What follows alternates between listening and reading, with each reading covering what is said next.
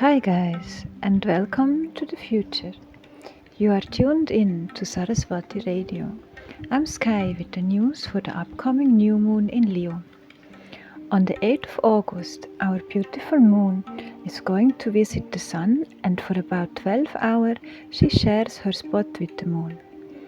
It's a so-called conjunction, and it's happening in the gate number 7, which is the 4th gate in Leo.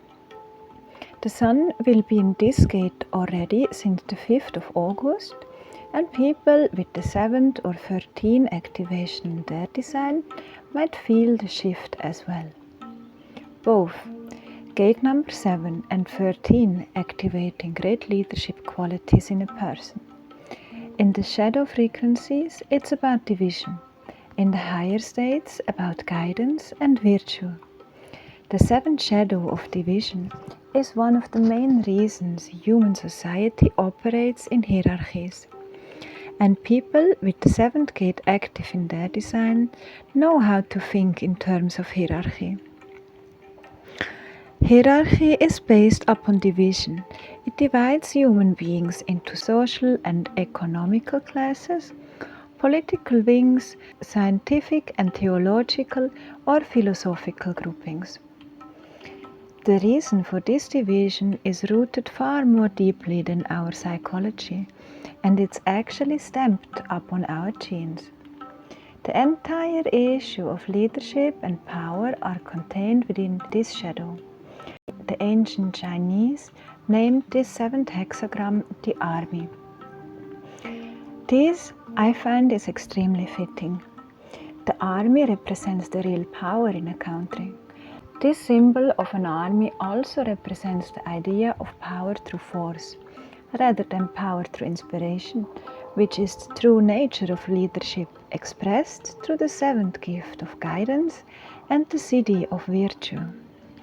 Those who are elected as our leaders are chosen because they have a genetic imprinting that marks them as the alphas. However, this does not necessarily make them to good leaders. The seventh shadow wishes to experience respect and loyalty from its followers, and it has at its core the lust of power rather than the good of others. Since the mass consciousness of humanity operates at a low frequency, mostly it cannot recognize high-frequency leaders.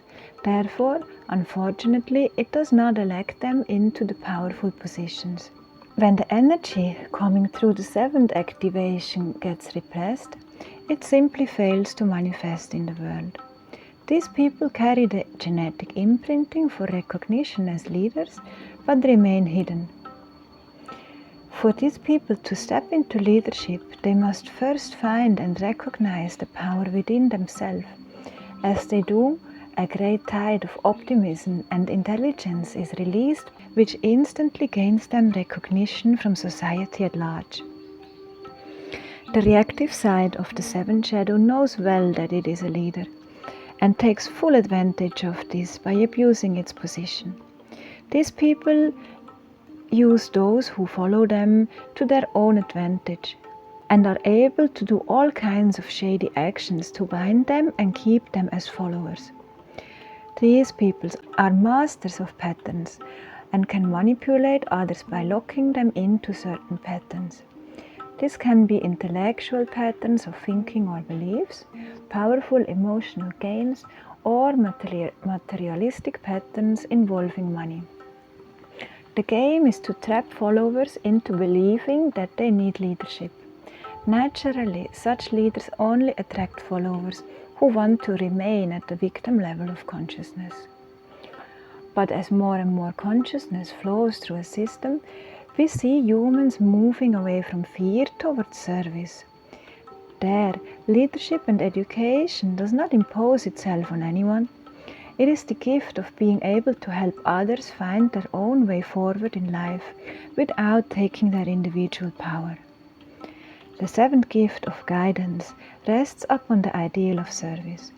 To truly guide another person or group, you need to put aside your own opinions and judgments and listen intensely to their needs. Great guides are great listeners. Sometimes, simply by being listened to, a person finds the answers to their problems without direct input from the guide. People with the seventh gift have a powerful magnetic presence, and just from being in their aura, you can come to deep clarity about your own direction. These people have a natural understanding of patterning and can help others to see future patterns. Working with these DNA activations, we see that leadership is determined by genetics, but the quality of that leadership is determined by the frequency passing through those genes. Great visionaries and virtuous leaders we find in the Siddhic state. Everywhere, every day, people commit small and often unseen acts of virtue, but the power of these acts is very strong. It actually offsets the power of chaos. Virtue is a final flowering, the effect after the levels of consciousness has risen to a certain level. It is not a path in itself. The city of virtue is a guiding that pulls humanity into the future.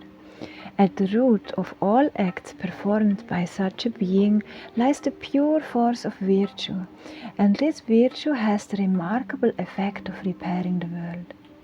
The seventh city allows a human being to see the future of mankind and allows him or her to actually live within it. In this way, such people are truly ahead of their time, even though for themselves time has stopped, because they have remembered their true nature deep within their being. At this point, I'd like to say thank you to Richard Rudd and his great work on the Gene Keys, and also thanks to the Human Design app, which is free to download in the Play Store. Thank you everyone for listening so far, and if you have questions, contact me. It is my pleasure to be at your service. Enjoy your manifestations and have a blessing.